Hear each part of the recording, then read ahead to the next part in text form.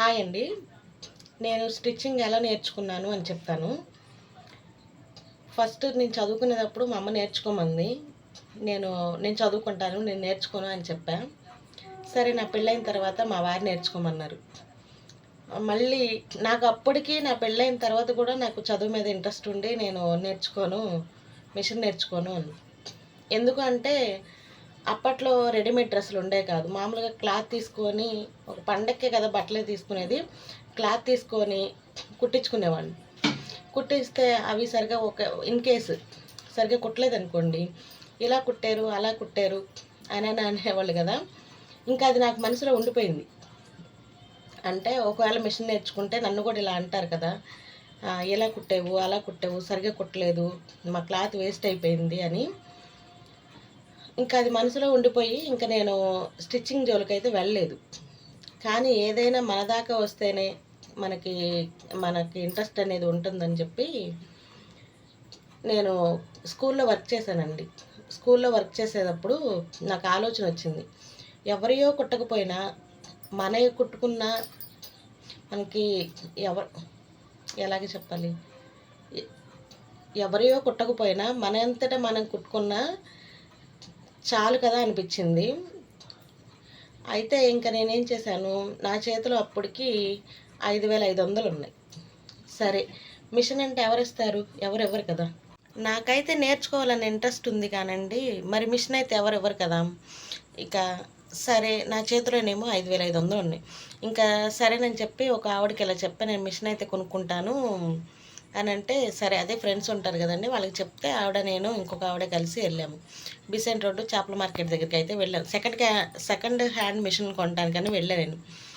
అప్పటికి అక్కడ చూసి ఆ పెయింటింగ్ వేసి అప్పుడే బాగాలేదండి ఆ మిషన్లు, రిపేర్ చేసి అక్కడ అవి కూడా 5,000 4,000-5,000 అలా చెప్పారు. ఇంకైతే సరేలే, కొత్త మిషన్లు అయితే ఎలా ఉంటాయి అంటే కంపెనీ కాకపోయినా మెరిట్, ఉషా ఇలాంటివి కాకపోయినా కొంచెం తక్కువైన అంటే ఏదో ఒకటి అయినా సరే కొత్త మిషన్ కొనుక్కోవాలి అని చెప్పేసి నేను విజయ్ టాకీస్ దగ్గర ఉన్న మిషన్ల దగ్గరికి అయితే వెళ్ళాను. అక్కడ నాకు 5,200లో ఒక మిషన్ అండి, ఒక మిషన్ దొరికింది. అది మాస్కో అంటే కంపెనీ, ఏదో ఒకటి కొత్తది కదా అని చెప్పేసి నేనైతే తీసుకున్నాను. తీసుకొని ఇంటికి వచ్చిన తర్వాత అసలు ఆ మిషన్ తొక్కటమో రాదు, సూది పెట్టడం రాదు, ఒక దారం ఎక్కించడం రాదు, ఎలాగ ఏం చేయాలని చెప్పి అది చాలా టైట్గా ఉంటే ఇంకా మా వారిని 2 రోజులు నువ్వు తొక్కితే అది కొంచెం సాఫ్ట్గా అయ్యిద్ది కదా, అప్పుడు నేను ట్రై చేస్తానని చెప్పి మా వారితో తొక్కిచ్చాను. ఆయన రోజు పనికెళ్ళి రావటం, ఆ మిషన్ తొక్కటం, రోజు అలాగైతే కొన్ని రోజులు చేశారు. కొంచెం సాఫ్ట్గా ఉంది అనుకున్న తర్వాత నేను నేర్చుకున్నా. కానీ నాకు ఒక ఆవిడ మిషన్ కుట్టేవాళ్ళు, ఆవిడ నేను బ్లౌజ్ ఎలా కుట్టుకోవాలి అని అడిగితే ఫస్ట్ ఫ్రంట్ పార్ట్ చెప్పారండి. ఫ్రంట్ పార్ట్ చెప్పారు. ఇదేదో ఫ్రంట్ పార్ట్ లాగా ఉంది అని అనుకొని తర్వాత నేను మళ్ళీ వాళ్ళని అడగటం మానేశాను. అక్కడికి నేనైతే అది కరోనా టైం అండి. కరోనా టైంలో నేనైతే డ్రెస్సులు, అప్పుడు నేను శారీస్ కట్టుకునేవాళ్ళం బాగా. అయితే డ్రెస్ మెటీరియల్స్ బాగా ఒక లైనింగ్ తీసుకొని డ్రెస్ మెటీరియల్ తీసుకొని సరేనని చెప్పేసి ఒక డ్రెస్ ట్రై చేశానండి. బాగా వచ్చింది. అంటే ఎక్కడ నేర్చుకోలే, చిన్న చిన్న మిస్టేక్లు ఉంటాయి కాబట్టి కొంచెం పర్వాలేదు. ఒక డ్రెస్సు 2 డ్రెస్సులు కుట్టే లోపల నేను ఆ స్టిచ్చింగ్ కాస్ట్కే రెడీమేడ్ డ్రెస్సులు పాపులర్ అయిపోయినాయి.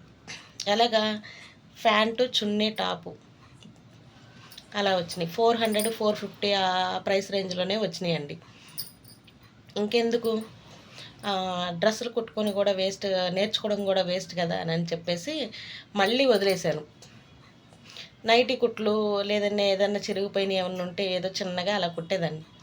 మళ్ళీ తర్వాత నాకు ఎందుకు ఆలోచన వచ్చిందంటే, బ్లౌజ్ అండి, మనం శారీలో బ్లౌజ్ ఒక్కటి నేర్చుకోవాలి ఏదైనా సరే. ఇప్పుడు ఎన్ని డ్రెస్సులు వచ్చినా మనం ఒక డ్రెస్ తీసుకొని ఆల్టరేషన్ చేసుకుంటే సరిపోతుంది. శారీలో బ్లౌజ్ అయితే అలా మ్యాచ్ అవ్వదు కదా. ఎందుకంటే శారీ ఎన్ని రెడీమేడ్ బ్లౌజులు వచ్చినా ఆ శారీలో ఆ బ్లౌజ్ వేస్తేనే కరెక్ట్ సూట్ అయ్యింది, సూటబుల్గా ఉంటుంది అని నాకు తర్వాత అర్థమైంది. తర్వాత నేను ఎలా బ్లౌజ్ కట్ చేశాను నేను నెక్స్ట్ వీడియోలో చెప్తాను. అంటే నా నా స్టైల్లో బ్లౌజ్ కటింగ్, మన బ్లౌజ్ మనం ఎలా కట్ చేసుకోవచ్చు ఏంటి అనేది నేను నెక్స్ట్ వీడియోలో చెప్తాను. నేను ఎలా నేర్చుకున్నాను. అప్పుడు నా చేతిలో ఫోన్ కూడా లేదండి.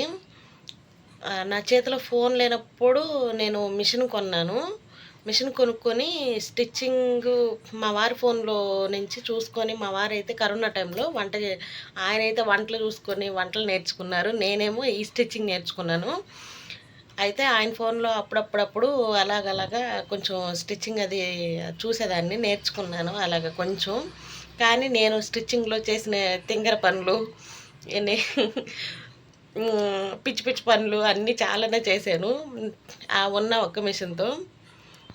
ఆ మిషన్కి ఎన్ని చేయాలంటే అన్ని చేశాను. ఎందుకు అంటే మరి నాకు తెలీదు. మరి ఎలాగ ఏంటి, ఈ ప్రాబ్లం వస్తే ఇదేం చేయాలి, ఆ ప్రాబ్లం వస్తే అదేం చేయాలి, అదేంటి ఇదేంటి అని చాలా ప్రయోగాలు అయితే చేసానండి.